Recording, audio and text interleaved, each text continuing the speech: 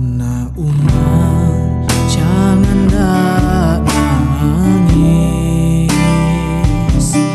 Anak umang jangan ndak nangis. Sangkan tetiba li bagian. Sangkan tetiba li bagian. Ndak balik kemana balik. Ndak balik kemana balik. Gitar belakang sambil nangis.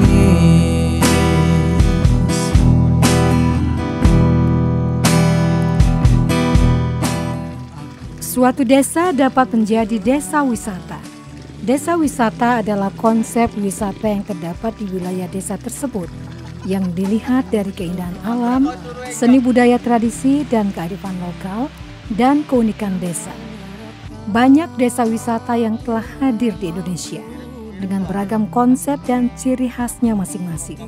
Satu di antaranya adalah Desa Wisata Tebat Lereh, dan inilah perjalanan tim dokumenter RRI dalam mengeksplor apa saja yang ada di Desa Tebat Lereh Meriah. Ndak balik kemana balik.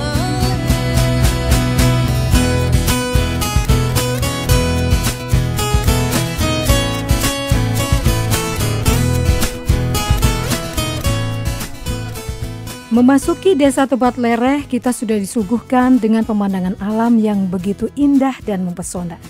Desa ini masuk ke dalam 50 besar desa wisata terbaik di Indonesia dalam ajang Anugerah Desa Wisata Indonesia tahun 2022. Desa Tebat Lereh Meringgang berjarak lebih kurang 285 km dari kota Palembang dan 22 km dari kota Pagaralam. Desa yang memiliki kontur tanah berbukit dan keadaan tanah yang subur. Hal inilah yang membuat perekonomian masyarakat desanya banyak bertani dan berkebun. Alangkah panjang karang tangis.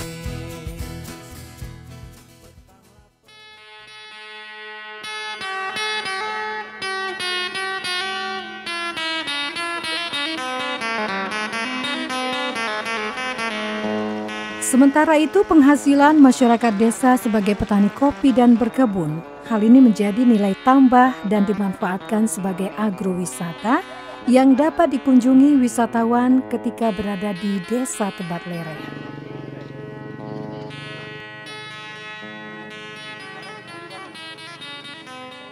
Di Tebat Lereh ini selain yang kita lihat ini adalah cabai, ada tanaman apa lagi? Selain cabai, di sini banyak tanaman hortikultura lainnya Pak, seperti kembang kol, kubis, terong, sawi, pokoknya seluruh tanaman sayur-sayuran di sini lengkap semua petani tanam Pak. Luasnya seberapa kalau di sini atau beberapa persen yang ditanami ke perkebunan? Kalau luasnya Pak, luas. Kalau dulu ini semua tanaman padi Pak ya, karena mengikuti zaman jadi berubah jadi tanaman sayuran hortikultura Pak. Gitu. Ini dari beberapa generasi kalau boleh tahu. Dari mungkin sudah mulai dibina oleh orang tua atau memang membuka awal? Kalau untuk tanaman sayuran ini awal gitu Pak. Kalau orang tua dulu dia tanamannya seperti padi dan kopi Pak gitu. Ini mencoba untuk hal baru menanam perkebunan ya. Yuanda, untuk perkebunan sendiri di Tebat Lereh ini kan menjadi satu objek wisata yang dibuat dalam kemasan agendanya. Dan bagaimana bentuknya yang akan ditampilkan dan yang ditawarkan kepada para wisatawan? Baik, di Desa Wisata Tebat Lereh Meringgang ini kedepannya kita selain untuk pertanian, kita juga akan membuka edukasi lah untuk SD, SMP, SMA, anak-anak sekolah itu. Nanti kita akan mengajarkan mereka itu untuk pembibitan dan penanaman ini pertanian seperti cabai ini. Jadi kita akan mengajari mereka pembibitan dan juga cara merawat tanaman supaya ke depannya itu masyarakat ini, terutama kaum milenial ini, dia lebih kepikiran ke sayuran ini, Pak. Jadi nggak kepikiran yang merantau. Kan biasanya masyarakat desa itu kalau sudah tamat sekolah itu kepikirannya merantau, ada terus melamar kerja. Bagaimana kita itu mengarahkan mereka itu untuk membuka usaha sendiri di bidang pertanian, karena kita yang manajemennya sendiri, Pak.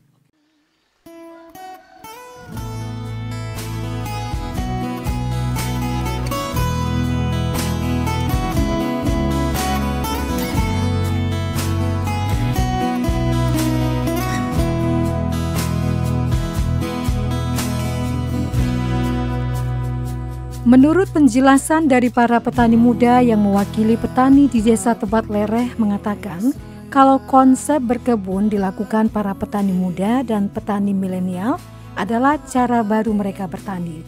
Dan mereka mengatakan pilihan menjadi petani pada masa sekarang sangat menjanjikan. Hal ini dijelaskan kembali oleh petani muda yang bernama Elpan. Kalau saya sendiri sudah 2 tahun, Pak. Kalau untuk di segi hasil sangat membantu perekonomian keluarga saya, Pak, terutama. Kalau dulu kan sempat saya merantau, Pak. Tapi hitungannya kan cukup untuk sekedar berjalan saja gitu, Pak, ya. Setelah saya coba ini bertani, ternyata hasilnya alhamdulillah, Pak, sangat menjanjikan.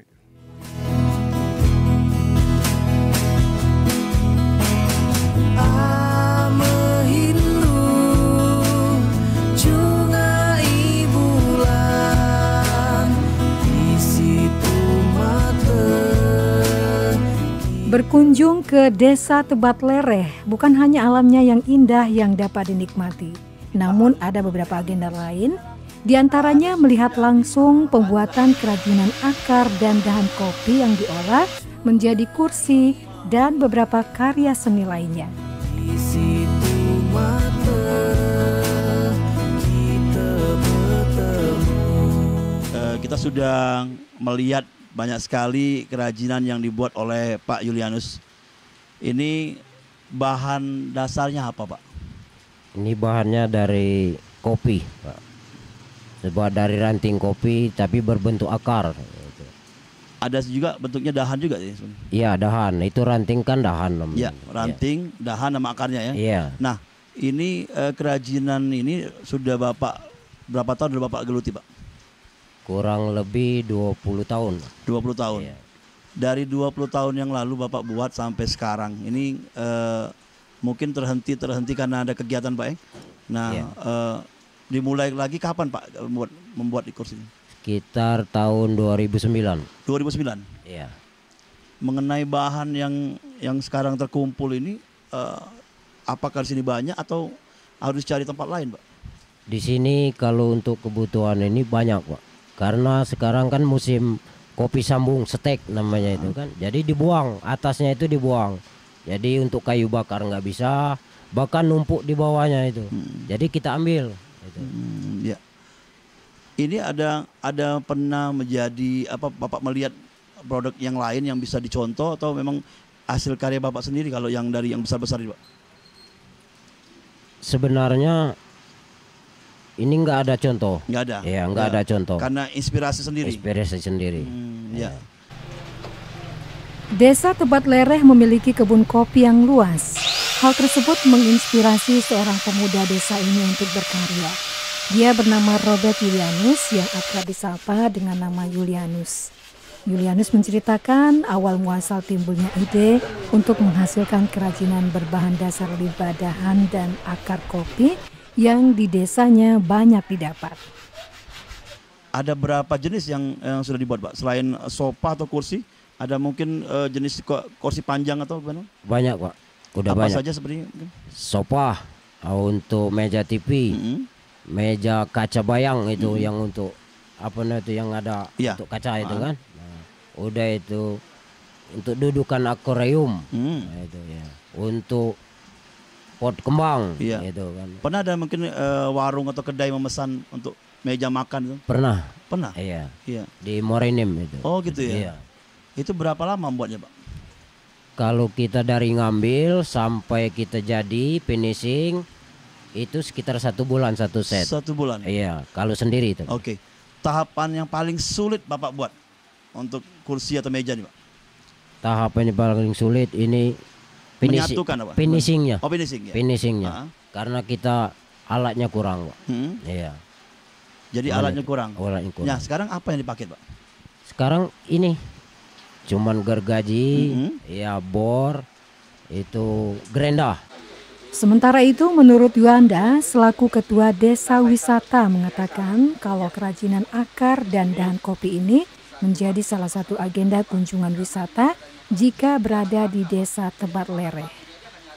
Agenda untuk wisata di desa wisata ini, apakah sudah dibuat oleh teman-teman dari pengurus desa wisata atau ini masuk dalam agenda untuk kerajinan ini? Kalau wisatawan datang ke sini? Kalau untuk kerajinan ini sudah termasuk agenda kami. Di sini kami insya Allah akan membuka paket wisata edukasi atau belajar melukis. Ya. Kebetulan saudara Julianus ini bisa juga melukis. Oke, seniman ya. Seniman, ya, ini seniman kami. Jadi di sini mungkin anak-anak sekolah nanti mulai dari SD sampai SMA itu bisa belajar. Ya. Belajar kerajinan seperti kursi ataupun mungkin melukis. Jadi kami nanti akan membuat paket wisata terutama melukis dan juga membuat miniatur rumah seperti itu, Pak. Ya. Dan mungkin nanti ada miniatur pohon dari akar kopi dan sebagainya, Pak. Jadi itu bahannya dari akar kopi semua atau ada bahan lain yang miniatur? Itu 90% dari akar kopi. Kalau untuk miniatur itu dari bambu itu, Pak. Oke, campur bambu ya? Iya. Iya. Dengan adanya kerajinan dan kreativitas masyarakat, Dinas Pariwisata dalam hal ini sebagai perwakilan pemerintah Kota Pagar Alam mendukung dan membina sampai nantinya kerajinan ini dapat dikenal di tingkat nasional dan internasional. Saya sangat kagum dengan Pak Yulis. Karena apa? Karena saya sering berbincang ketika mereka punya keinginan untuk membuat sesuatu, saya selalu tekankan, ayo kita sama-sama berpikirnya hanya jangan di seputar desa aja.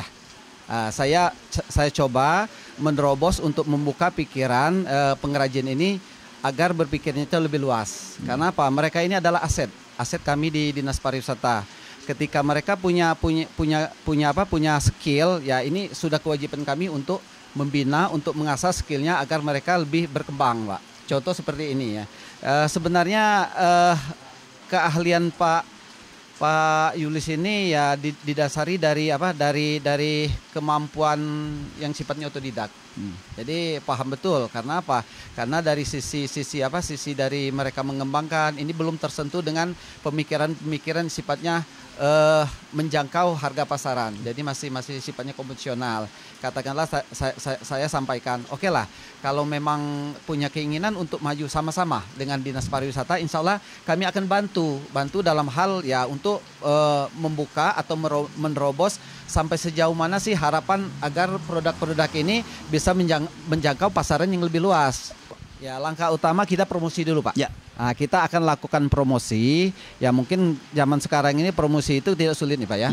Makanya saya anjurkan ke teman-teman khususnya untuk ada di desa wisata, manfaatkanlah media sosial walaupun tidak tidak kontinu, ya minimal dalam seminggu itu beberapa hari untuk mempromosikan produk. Mungkin dengan adanya dikenal, orang akan melihat nih, oh ternyata di desa sana ada kerajinan.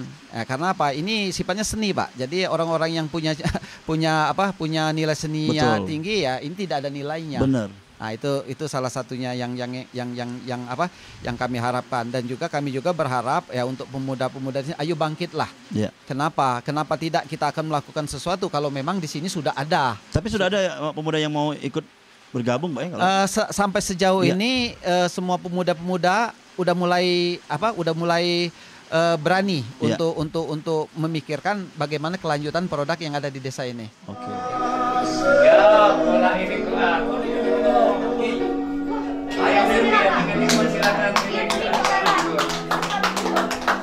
Ningkuan, Begareh, dan Pantauan adalah sekian banyak tradisi lama yang masih terus dipertahankan di Kota Pagaralan. Untuk Ningkuan dan Begareh, hanya beberapa desa yang masih bisa ditemui. Ini yang menjadi keunikan tersendiri kalau kita berkunjung ke Desa Tebat Lereh. Selain bisa melihat langsung tradisi lawas ini, kita bisa ikut dalam kegembiraan acara sambil ikut melestarikan budaya Besema.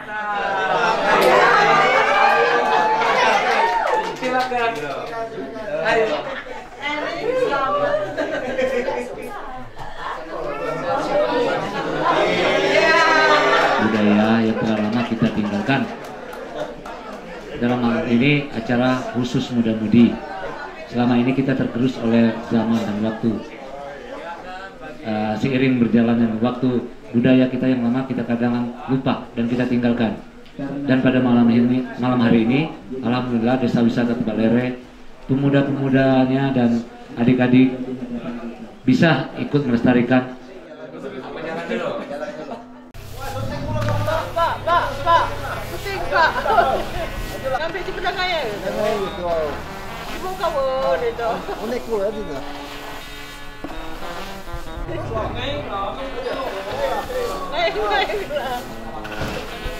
Ibu mampir ke rumah Bu, kita pantauan kan, masuklah ke rumah. Kayak pantauan ya. Makan ke rumah. Sementara untuk tradisi pantauan masih dilaksanakan di setiap acara hajatan atau resepsi di Kota Pagaralan. Untuk konsep agenda desa wisata, panitia membuat contoh paket agenda wisata seperti acara sesungguhnya. Walau tidak ada yang hajatan, tapi dibuat seolah-olah seperti sedang ada hajatan.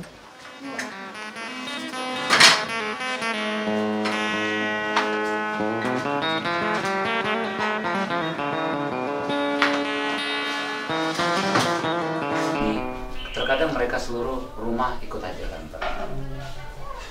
Tapi itulah tadi, dengan menu disesuaikan dengan ekonomi mereka. Karena kalau di desa ini untuk sayur mayur ya kasarnya tinggal petik, tinggal banyak gitu. Tapi biasanya untuk kegiatan seperti ini dilaksanakan seperti sudah lebaran, hari-hari besar ataupun setelah panen kopi. Karena masyarakat setelah panen kopi diharapkan mereka memiliki uang rezeki untuk mengadakan seperti bersyukur ya. Pantauan merupakan rangkaian kegiatan dalam perayaan perkawinan atau hajatan yang berbentuk suatu ajakan atau undangan makan dari setiap kepala keluarga di satu kampung terhadap sepasang pengantin yang baru menikah atau tamu undangan pihak keluarga.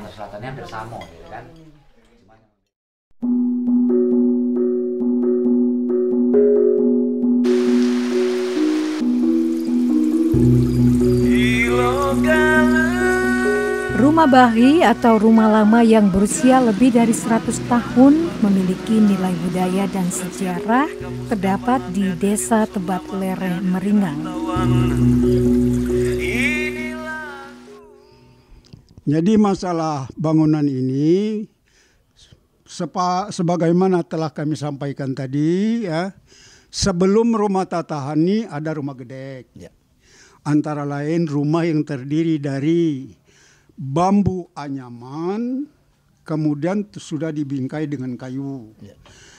Kemudian maju sedikit, dengan putaran alam, sehingga adanya rumah Tatahan.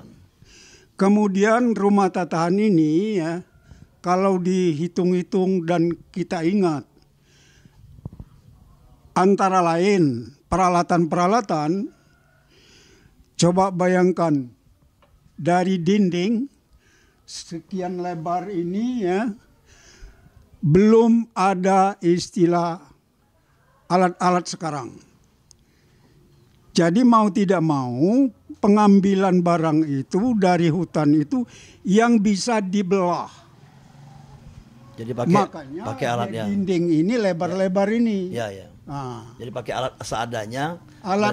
Pakai alat seadanya sehingga dengan kata lain kalau bahasa daerah Besema ini ya, belah. Jadi pembangunannya lama itu Pak ya? Cukup lama kalau ada memang 1 tahun mungkin. Kalau belum jadi 1 tahun. Gitu. Oh ya. Karena menurut pengumpulan dari barangnya pun. Ngumpulin bahan dulu. Pengumpulan barang cukup lama. Kemudian tiangnya dari hutan situ boleh dilihat sebesar apapun tiang ini ya. Nanti mungkin bapak-bapak dapat membuktikan. Ya. Oke. Satu lagi keistimewaan Desa Tebat Lereh, desa ini memiliki 24 rumah bahi atau rumah lamba. Rumah bahi ini rata-rata berusia lawas hingga ratusan tahun. Namun hanya separuh dari rumah bahi disebut rumah tataan atau rumah berukir khas Besembah. Ada juga yang berdinding polos. Ukiran seperti ini ya. Ini pun ada satu bentuk satu tanaman ya, bunga. Tanaman ya, itu tanaman berarti ada bunga baru dibentuk macam itu. Ya, oke. Selama ratusan tahun ini berapa kali renovasi Pak?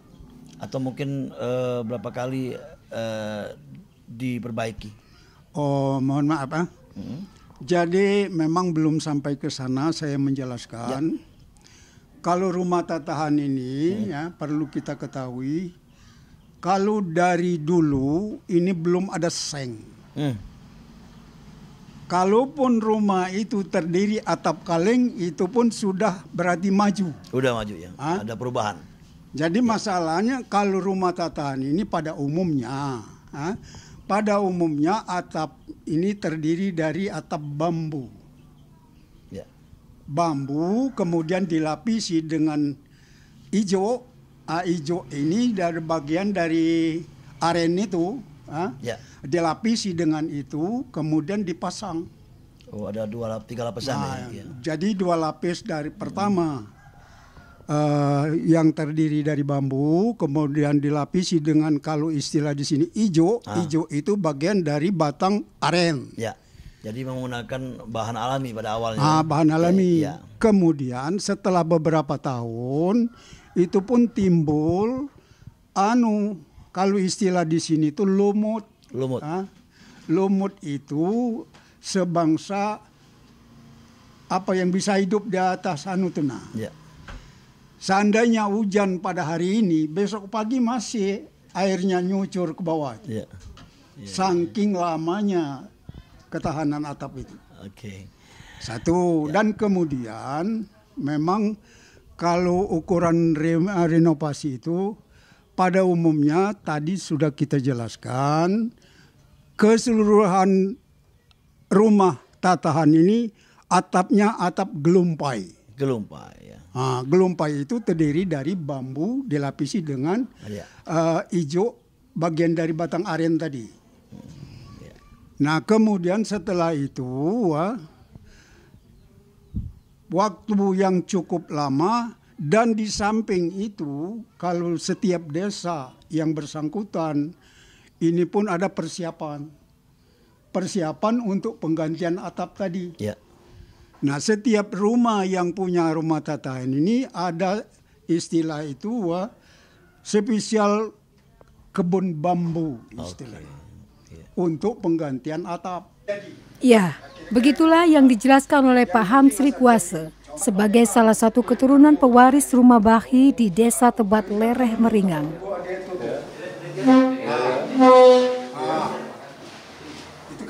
Selain menjelaskan tentang rumah bahi, Pak Hamsri juga menceritakan sejarah yang terjadi di Desa Tebat Lereh.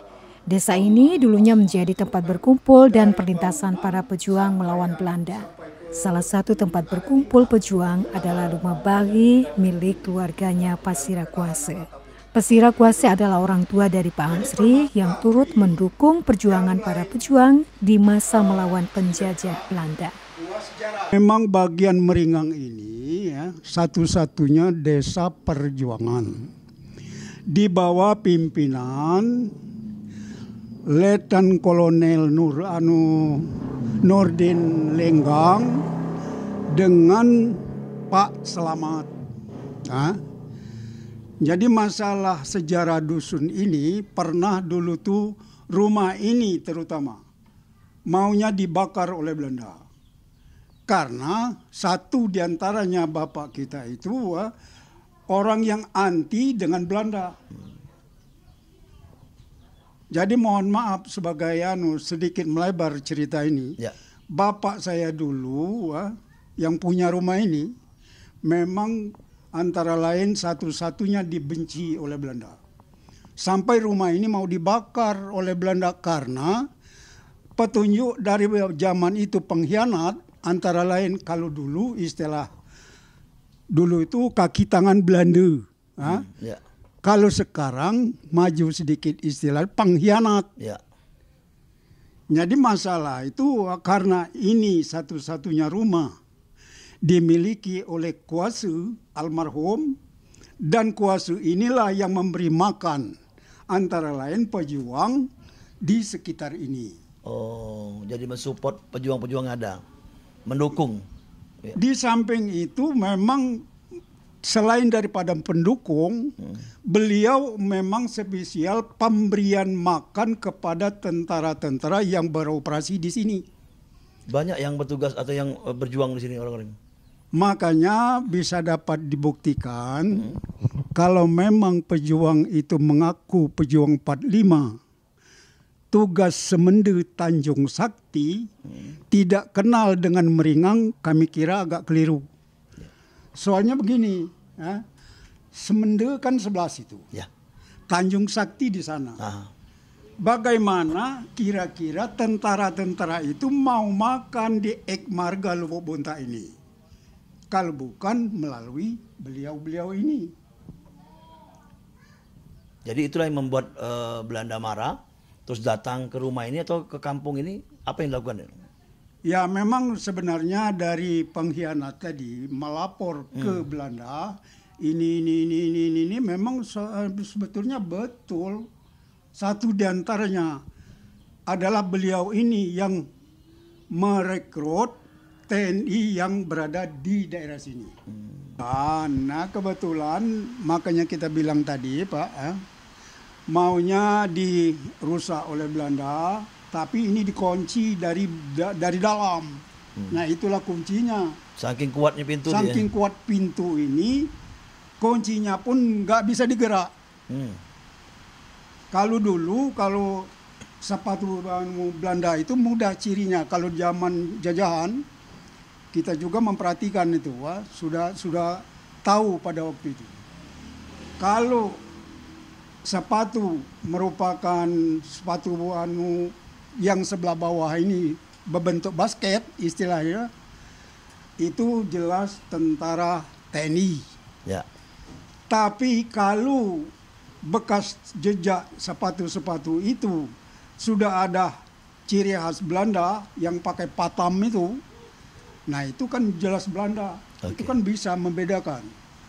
Nah makanya pintu ini sudah didorong berapa kali oleh Belanda, nggak bisa terbuka. Karena kuat tadi ya? Karena kuat.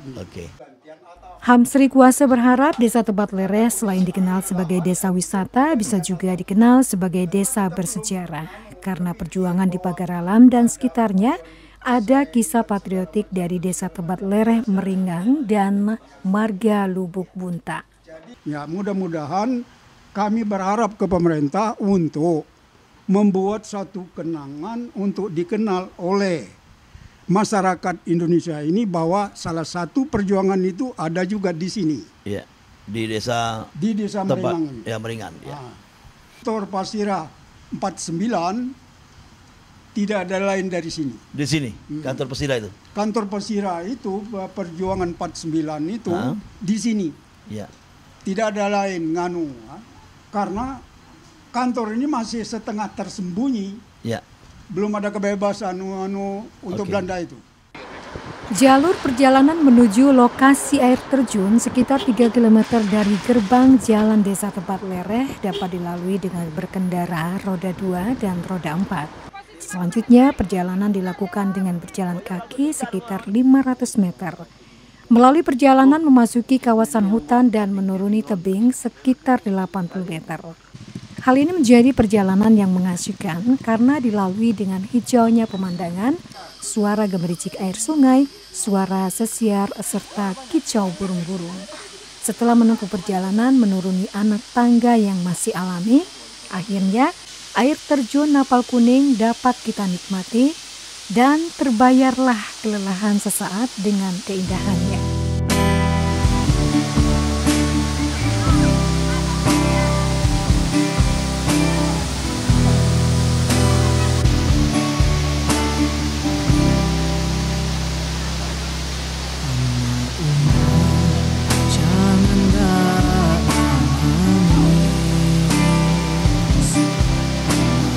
Yang menjadi primadona Desa Tebat Lereh untuk suguhan wisata adalah wisata air terjun.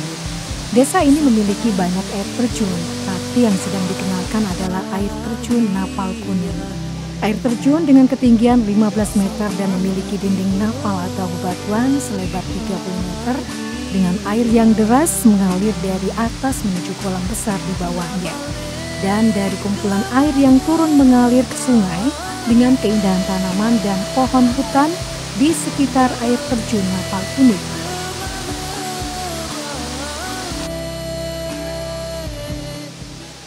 Sejarah legendanya dari air terjun namanya Napal Kuning. Ya. Kenapa disebut Napal Kuning, Bang? Karena batu ini kan bukan batu, napal kan. Napal Kuning ini angka Sanggadi ini kan sudah tua. Jadi bukan napal yang masih muda, napal yang tua. Dulunya cerita nenek kan, ada yang betapa di sini. Sesudah terus betapa, ada yang berubah di sini, mengobati penyakit kulit, ada yang inting jodoh di Cukup Napal Kuning ini. Makanya kalau dari dulu dia ini dinamakan Curup Dendam Tak Suda Napal Kuning. Ah itu. Terus yang menjadi kelebihan dari air terjun ini, kalau dilihat kata tadi kemarin pernah ada airnya deras. Ada yang airnya biasa saja. Nah ini sekarang airnya deras apa tidak nih? Ini belum derasnya. Kalau hujan musim turun dia besarnya di sini kan. Tapi sekarang lumayan lah. Jadi lebih besar juga dia ini. Ya, dengan adanya desa wisata nih Bang ya. Sudah banyak yang datang ke air terjun nih? Sudah banyak. Sudah hampir 4 tahun ini menjelajah di sini. Tiap hari, makanya kan dinamakan Dendam Tak Suda. Karena kan dari jauh-jauh ada yang sudah 4 kali, ada 5 kali, ada 6 kali. Yang datang ke sini? Iya, benar. Kalau pernah datang sini akan datang sini lagi? Iya. Makanya dia kan dendam Tak Suda. Berarti bagus di sini. Iya. Keinginan ke sini maksudnya. Iya, keinginan ke sini. Karena di sini situasinya alami. Kayunya masih banyak besar. Airnya ini dia, batunya ini. Sudah itu ikannya ada di sini banyak ikan, namanya ikan cengkak bersema. Ah itu. Cengkak bersema. Ya, cengkak sema. Selain cengkak bersema ada ikan lain? Ya banyak, yang seperti pige kalau uji kita kan, apa namanya lepu, ada di sini. Misalnya selain di tempat betapa ada pernah para pejuang lewat sini, Bang? Wah sering pejuang tuh lewat sini pernah.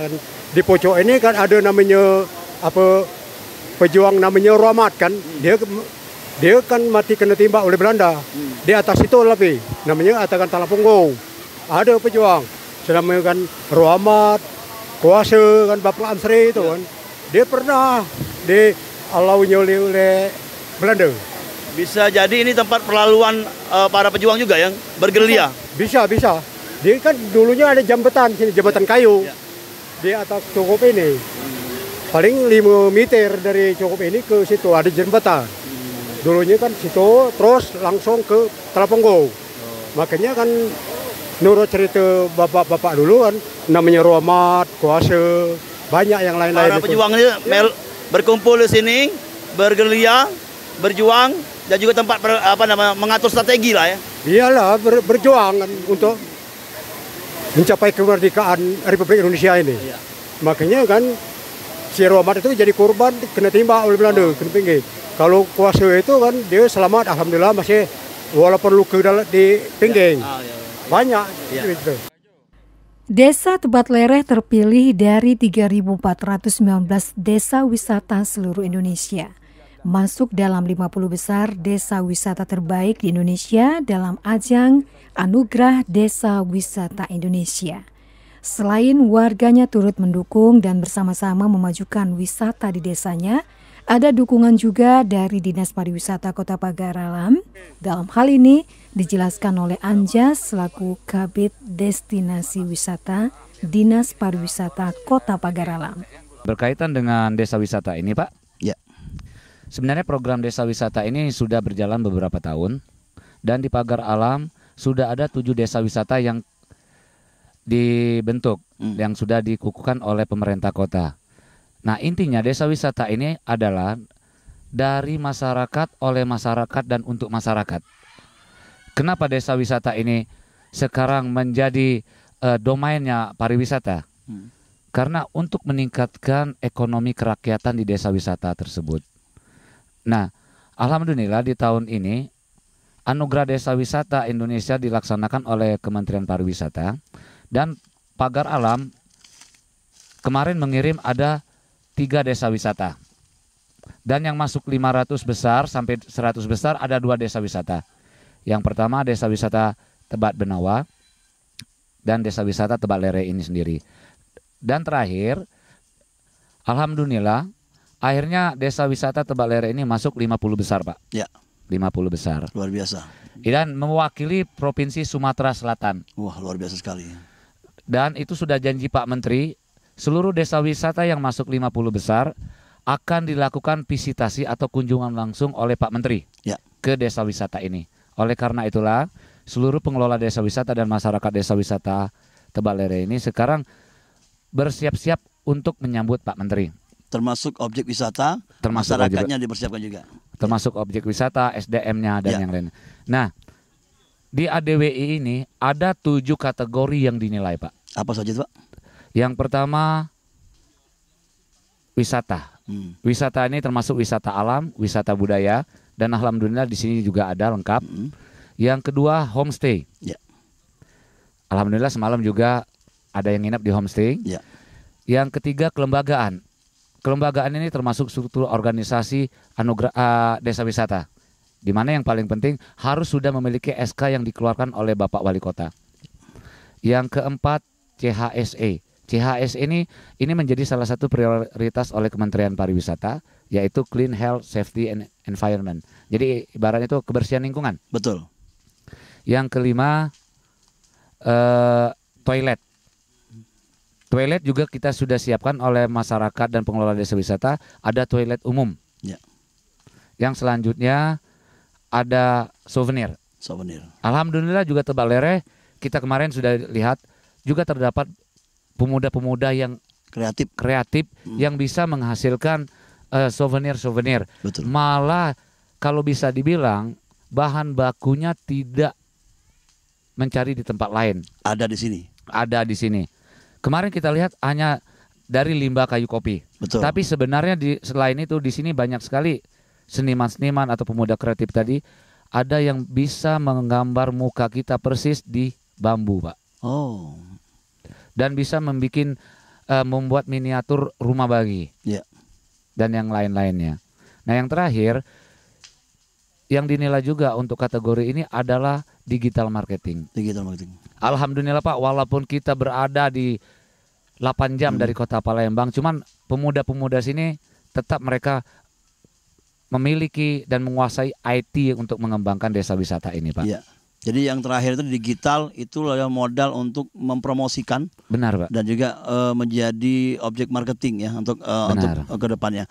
Nah, sampai sejauh mana desa wisata ini dikembangkan atau diperhatikan oleh Dinas Pariwisata juga pemerintah Kota Pagar Alam?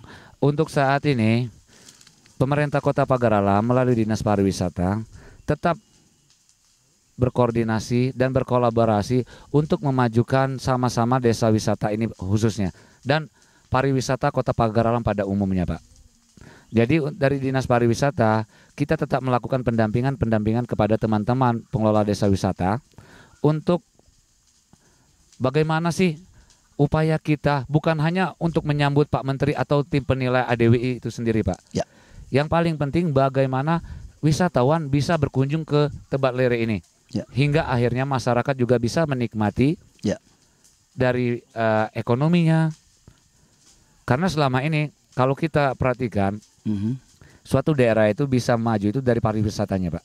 Dengan banyaknya wisatawan yang berkunjung, semakin tinggi juga tingkat pendapatan masyarakatnya, Pak. Baik itu dari segi parkir, souvenir, ekonomi kreatif yang lainnya, dan itu bisa masyarakat sendiri yang mengelolanya, Pak.